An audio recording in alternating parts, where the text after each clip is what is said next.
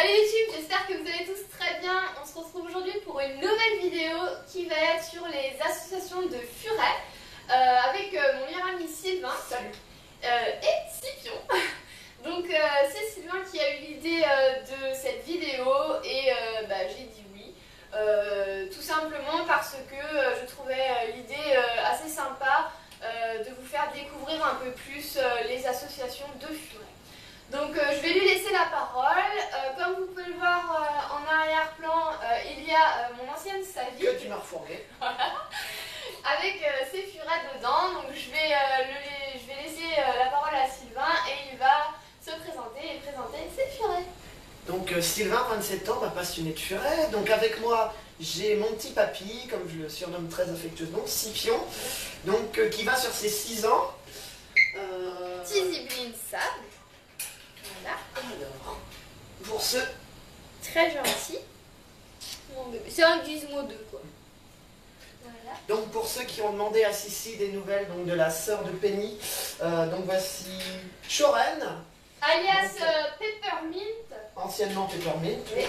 Donc qui a 3 mois aujourd'hui, d'ailleurs on est le 5, et qui pèse 610 grammes. Ouais. Voilà, qui a doublé son poids. Alors... Moi je suis bébé. Moi je suis bébé. Donc, dans la cage, Sayusa qui est en train de manger. Donc c'est ma petite furette Rouen, hein, on a un peu galéré à Zibeline trouver... Rouen. Zibeline Rouen a trouvé sa couleur. Ouais. Donc elle a 2 ans et demi et donc c'est là un peu comment dire la chef de meute, comment appeler ça. C'est la patronne. C'est elle qui dirige tout le monde, voilà. Ouais. Et enfin la petite dernière, si elle veut bien sortir de ses dodos, voilà. Et voilà Maya, donc Maya c'est la première furette donc, que j'ai eue en famille d'accueil, donc m'ont confié les Fufu de l'Ouest. Donc elle a 3 ans, elle va sur ses 4 ans, et depuis donc je l'ai adoptée, voilà. Et je suis sa marraine. Et Sissi est sa marraine. Voilà.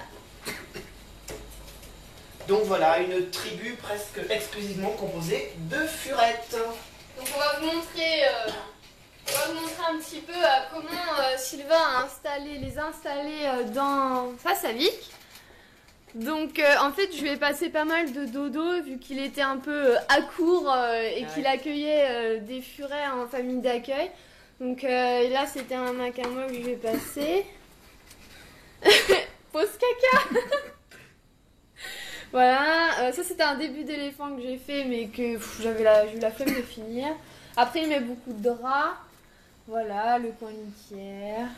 Et là c'est l'étage inférieur. Voilà. Donc ma cage est séparée en 2 pour la simple et bonne raison que les furettes en général ont énormément de mal à s'entendre entre elles.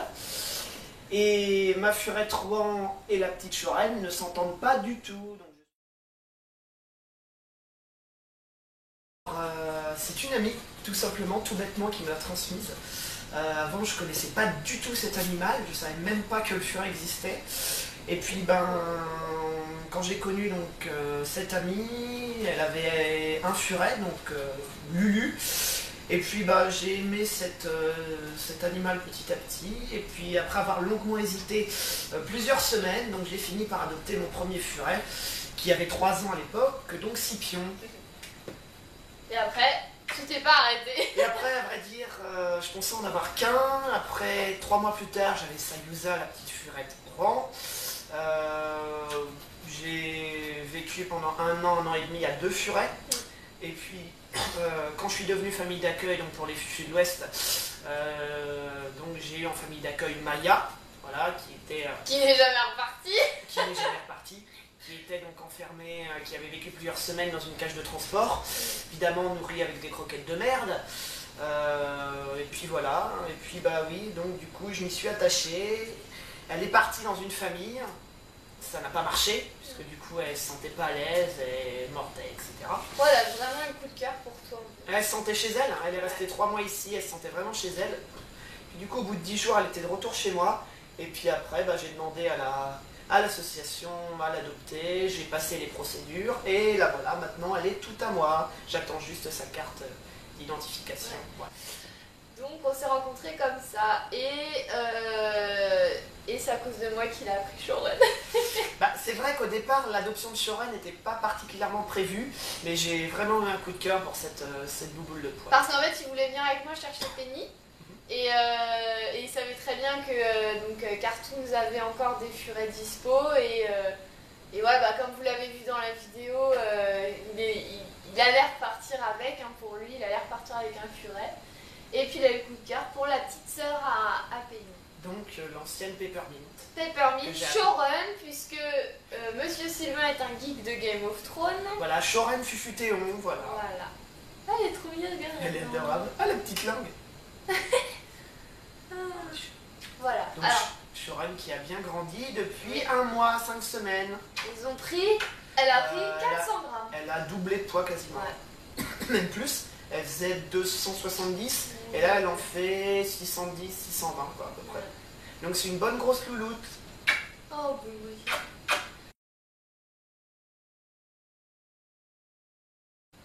À la base, quand j'avais 2 furets, je réfléchissais à en adopter un 3e. Et au niveau financier, je ne pouvais pas en assumer, parce que j'étais dans une situation difficile, je ne pouvais pas en assumer plus de 2. Et je voulais quand même un 3e furet. Donc je me suis dit que la bonne alternative, c'était donc d'essayer de devenir famille d'accueil avec les Fufu West. Donc j'ai passé toutes les procédures. C'est assez strict hein, les procédures puisque... On vous expliquera un petit peu plus tard comment on devient famille d'accueil. Voilà. Et puis du coup... Oh, oh regarde, elle s'endort. Oh, elle est trop mignonne. Elle est bien hein. Elle l'a jamais fait avec moi, je suis jaloux là. En fait, elle t'aime pas quoi. C'est malin ça. Donc voilà, donc après t'es parti... Bah après oui, je me suis lancée, j'ai été acceptée.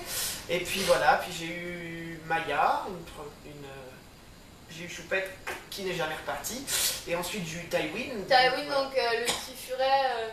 Donc en fait, Tywin, l'histoire est partie de la dame qui avait Tywin a contacté Sylvie des Cartoons en lui disant qu'elle voulait larguer son furet et qu'elle le larguait à Cartoons. Et à ce moment-là, Cartoons était en plein période de reproduction et tout ça. Elle avait les bébés, elle a dit non, c'est pas possible, etc.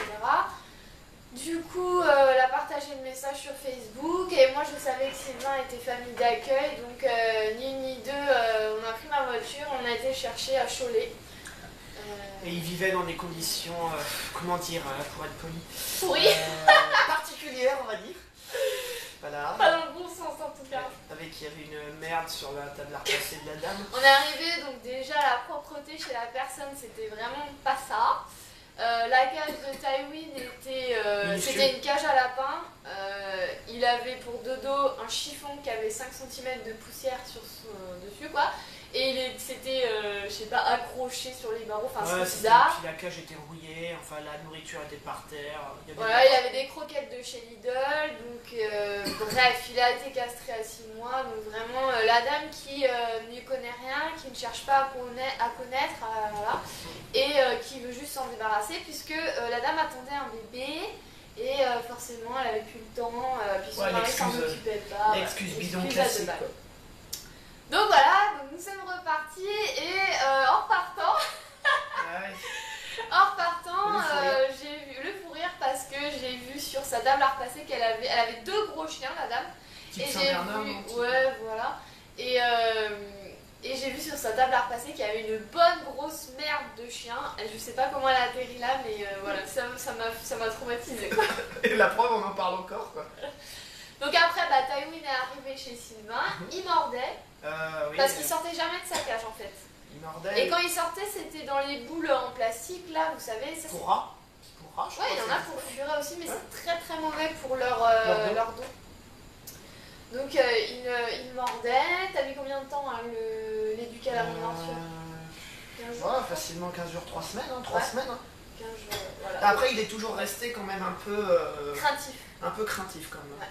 Et donc 15 jours, 3 semaines, c'est à peu près le temps que... Là, ça a coïncidé plus ou moins à quelques jours près à la période de quarantaine. Oui, voilà, puis c'est à peu près la période que en général on met pour éduquer un furet à la non-morsure. Voilà. Et après, on a trouvé donc une adoptante, une jeune fille, avec qui on a passé la journée, mais je crois d'ailleurs qu'elle doit apparaître dans certaines de mes vidéos. ça, le faut vlog, faire ouais. mettre Ouais. troglodyte. Vous allez sûrement la voir. Et puis voilà, donc si elle regarde cette vidéo, il fait de gros bisous. Un gros bisou. Voilà, maintenant Tywin est il est dans de super conditions. Hein, C'est même pas de super conditions, il est il est totalement au paradis, chouchouté, quoi. ouais, Il est au voilà, paradis il des est au furets. paradis, quoi. Sa maîtresse est au petit soin pour lui, c'est son Ouais. bébé, elle l'adore. Ouais. Et il ne mord quasiment plus d'ailleurs. Ah, il mord encore? Non, mais il mord juste pour Ah oui, en jouant, mais il mord il mord plus quoi. Annelise a fait un super boulot, voilà. J'ai pas le nombre exact en tête, mais il y en a à peu près dans toutes les régions. La principale étant le CFS, donc le club français des amateurs du furet, qui couvre à peu près tout le territoire. Après, il y a donc les Fufus d'Ouest en Bretagne, qui couvrent tout le Grand Ouest. Il y a dans le nord de la France, en Nord-Pas-de-Calais, Picardie, je sais qu'il y a le refuge des Ch'tis Furets. Dans le sud, dans les Bouches-du-Rhône, il y a les Furets des Calanques, il y a les Furets Bourguignons. Enfin, il y en a, il y a certaines assos que je ne connais pas, qui doivent... Et si vous êtes donc dans l'ouest de la France, donc ça part de la Bretagne jusqu'en le sud-ouest, vous pouvez demander au Furet de l'Ouest, donc à Titounette, qui est la présidente de l'association. Voilà. Une fiche avec les vétérinaires référencés par département. En fait, les pires ou les meilleurs vétérinaires on peut vous recommander. Donc les pires, bien sûr, à ne pas y aller, surtout pas. Et bon, les meilleurs, voilà. Tout en sachant que ces listes ne seront jamais rendues publiques, il faut les demander en privé, puisque dans la loi, on n'a pas le droit de faire de la pub pour les vétérinaires. Et les vétérinaires n'ont pas le droit de faire de la pub pour eux-mêmes. Ouais. Voilà. Sachant que le mien, d'ailleurs, je lui avais écrit pour lui dire qu'elle devrait référencer le mien, c'est à Trélazé. Donc, bon, mais le mien est très très bien. Donc, Voilà. à voir après si vous êtes en Maine-et-Loire, proche d'Angers, si vous êtes intéressé. Voilà. Donc voilà, donc Choron est en pleine... est en pleine zénitude absolue. Là. Oh là là, je suis moi, plein. je baisse. Alors, évidemment, pour les procédures, je vais vous parler que de celle des Fufus d'Ouest, mais puisque c'est la seule association que je connais véritablement. Après, je pense que dans toutes les associations, les procédures sont plus ou moins similaires. Quoi. Donc déjà, pour devenir famille d'accueil, on candidate, donc on demande par mail, soit à la présidente ou au mail officiel de l'asso sur le forum, on demande un formulaire qu'on remplit. Ce formulaire, on le renvoie donc à l'association. L'association l'étudie, donc ils se réunissent. Ensuite, ils valident ou non. S'ils valident, donc la suite, c'est qu'il y a quelqu'un de l'association qui vient à votre domicile, donc pour s'assurer que l'environnement des futurs furets en famille d'accueil est adapté, et puis aussi échanger avec nous, tout simplement, pour savoir ce qu'on pense, pourquoi on devient famille d'accueil. C'est comme un entretien d'embauche quasiment. Et donc après, la personne qui est venue à domicile rend son rapport aux membres du bureau de l'association. Il y a une nouvelle délibération. Et donc après, l'association valide ou non, voilà. Et quand tu remplis le formulaire, ta demande, il y a quoi comme question Il y a déjà nom, etc., les présentations standards. Après, pourquoi voulez-vous devenir famille d'accueil? Avez-vous déjà des furets? Comment les nourrissez-vous? Quelques questions de base sur le furet, quels vaccins sont à faire, etc., etc. Voilà, tout simplement. Donc, pour voir si tu connais un minimum, quoi. Voilà. D'accord. Tout en sachant qu'avoir des furets n'est pas obligatoire en soi pour devenir famille d'accueil. Je veux dire, ils laissent quand même leur chance aux débutants de se lancer.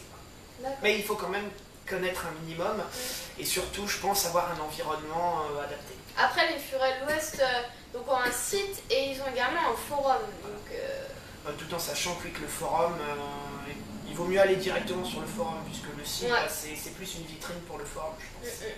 Voilà. Et entre le moment où tu as fait ta demande, le moment où elle est venue, le moment où il s'est passé combien de temps jusqu'à ce que tu sois accepté en fait tout en sachant qu'il y a eu un petit souci de mail, donc du coup j'avais commencé, je crois, c'était en décembre, janvier, mais il y a le mail de confirmation, je n'ai pas reçu donc de l'association. Donc après 2-3 mois sans nouvelles, je les ai relancés. effectivement, ils se sont aperçus donc, que le mail n'était pas parti. Donc ils ont renvoyé le mail. La personne est venue vérifier mes installations. C'était Titounette Non, c'était une autre personne, c'était quelqu'un du département. Et une dizaine de jours à peu près, le temps de la contacter. Ah oui, ça va assez vite. Oui, ça va assez vite. Puis la réponse, ça s'est fait en, je sais pas, 5-6 jours, peut-être une semaine. Après, tout dans sa chance, c'est sans doute variable selon les individus, selon les personnes de l'asso qui sont disponibles, etc. Puisqu'une asso, forcément, il n'y a pas des durées prédéfinies, quoi. Voilà. Donc après, en ce qui concerne le matériel, parce que Sylvain avait qu'une seule cage et c'était obligé de passer par la case quarantaine quand il accueille, c'est obligé quoi. Oui. Que tu fasses une quarantaine quand il accueille un furet. Donc c'est eux qui t'ont passé la cage, c'est toi qui l'as acheté? Non, j'avais pas la Savic, j'avais la Perfect. Et donc j'ai un autre couple d'amis qui m'avait passé donc, une cage de quarantaine en attendant d'avoir mieux. Et d'ailleurs c'est à cause de Maya, comme j'avais besoin de place, donc je t'ai acheté ta Savic, quoi. Mais là la cage que t'as, c'est... c'est ma cage de quarantaine. Oui, mais c'est à toi ou c'est à l'association? Non, c'est à tes amis? C'est mes amis en fait, je leur ai emprunté, puis je leur ai acheté par la suite pour avoir une cage permanente de... D'accord, donc l'association ne fournit pas de... Si. L'association, évidemment, peut fournir des cages, des dodos, etc. Elle peut fournir tout ce qu'ils ont, ils peuvent fournir du matériel. Après, moi, j'en avais pas véritablement besoin, puisque j'avais tout sur place, et puis j'étais un peu loin de l'association. Et puis moi, après, je lui ai donné beaucoup de dodo, je l'ai pas mal dépanné en vermifuge, etc. Mais l'association peut vraiment fournir tout le nécessaire, voilà. D'accord. Donc en fait, lui, il a un petit appartement, mais il a un couloir, et c'est dans ce couloir qui fait, le couloir cuisine, c'est là qu'il fait la quarantaine. Donc pas de 40 jours, mais tu fais au moins 15 bons jours. Non, c'est 15 jours pile. D'accord. Pour éviter, parce que les furets, on sait qu'on recueille, elle a des... Ah, c'est dégueulasse. Elles sont pas bon. Et je sais pas où j'en étais, moi. Ah ouais, putain, j'en étais où? Je m'en souviens plus avec cet intermède parfumé, on va dire. Non, pas des accès. Ah oui, la quarantaine. Ah, c'est 15 jours stricts, pour la simple et bonne raison que quand on recueille un furet, on ne sait pas d'où il vient, on sait pas... Ils sont pas forcément testés aussi à DV, hein. Ils sont très rarement testés. Très rarement. Donc du coup, voilà, la quarantaine de 15 jours obligatoire avec lavage des mains quand on manipule le furet en quarantaine et nos propres furets. C'est très très strict, il faut vraiment respecter, même si on a envie de le câliner, même si on a envie de le mettre avec les autres, il faut vraiment respecter cette quarantaine pour éviter donc, que l'animal, éventuellement, on n'est pas certain mais ça peut arriver, contamine nos propres furets. Donc voilà, et puis après au bout de 15 jours, on peut commencer à les présenter aux autres. Voilà. Donc le premier furet que tu as recueilli, c'était Maya. Voilà, j'en ai recueilli que 2 pour Alors, le moment. Maya, c'était quoi l'histoire? Maya, tout simplement, donc, entre le moment où j'étais acceptée en tant que famille d'accueil et le moment où j'ai reçu Maya, il s'est écoulé 15 jours, 3 semaines. Donc j'ai été contactée en urgence, c'est souvent en urgence d'ailleurs, par l'association, par Titounette, qui m'a demandé si je pouvais recueillir donc, une petite furette qui était enfermée depuis plusieurs semaines donc, dans une cage de transport. Donc vous voyez à quoi ressemble une cage de transport, hein, c'est une minuscule. Une furette soi-disant mordeuse. Voilà. Et donc la dame arrivait donc de Vendée en Maine-et-Loire. Voilà, ils avaient laissé la grande cage en Vendée. Donc elle sortait plus depuis 3 semaines, 1 mois, voilà. Et puis voilà, ça s'est fait très rapidement. T'as un massage de pierre sur le nez. Je me fais coiffer.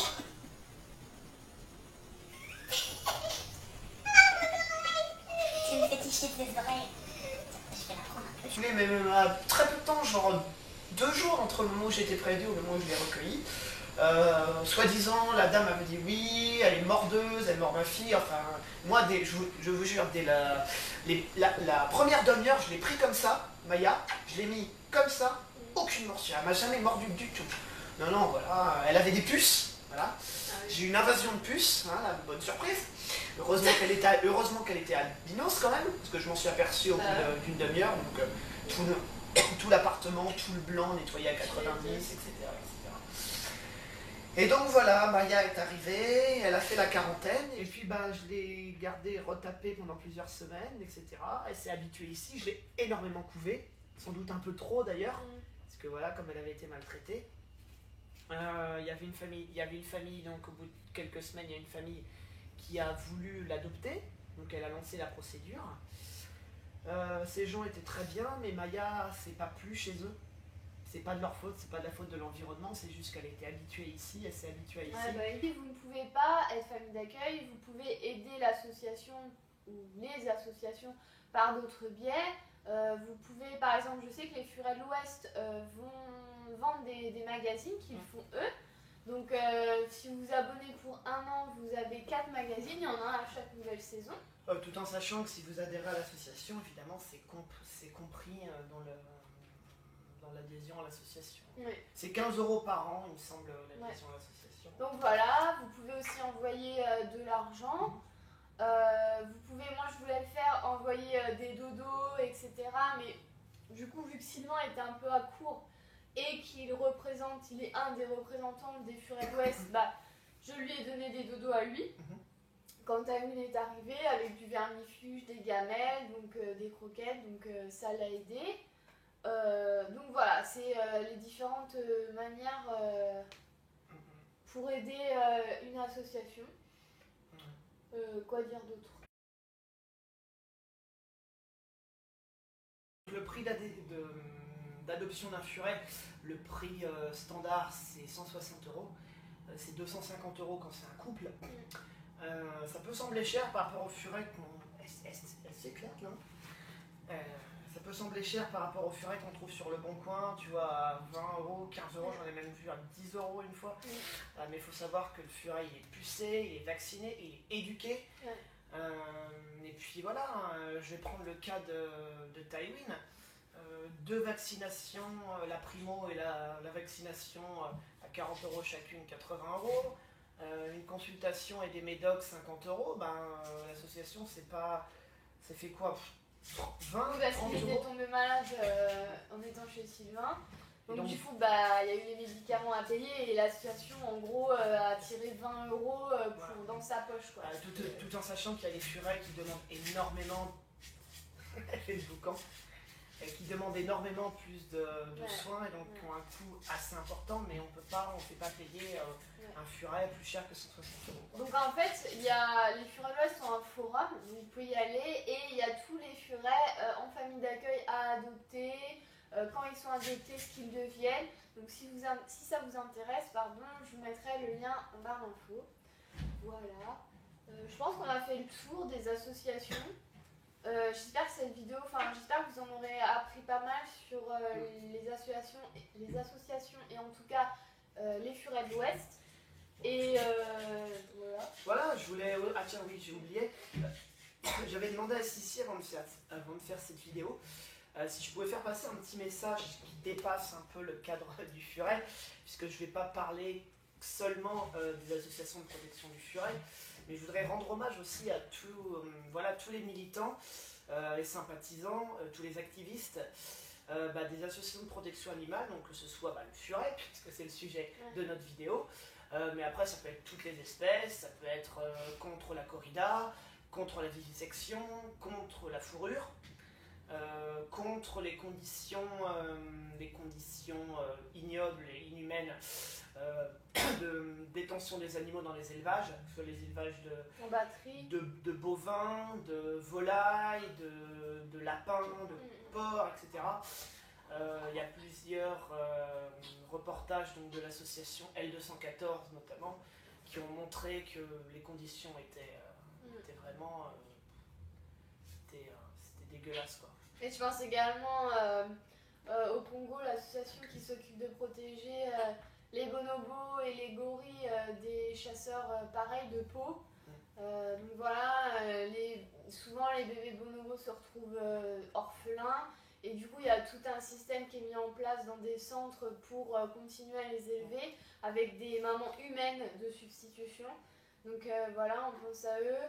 Il y a aussi, moi, les corridas, ça me touche particulièrement puisque Ma mère habite dans le sud-ouest et quand j'y vais l'été, c'est vrai que c'est la période des corridas et ce genre de choses avec tout ce qui est fêtes, les férias et tout ça, donc des fêtes que je supporte pas du tout, puisque ça s'accompagne dans des arènes de corrida.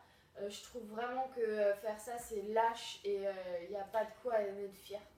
Tout en sachant que notre cher Premier ministre, Ouais. entre parenthèses, Monsieur Valls a déclaré à plusieurs reprises, dont récemment, que la corrida faisait partie du patrimoine culturel français.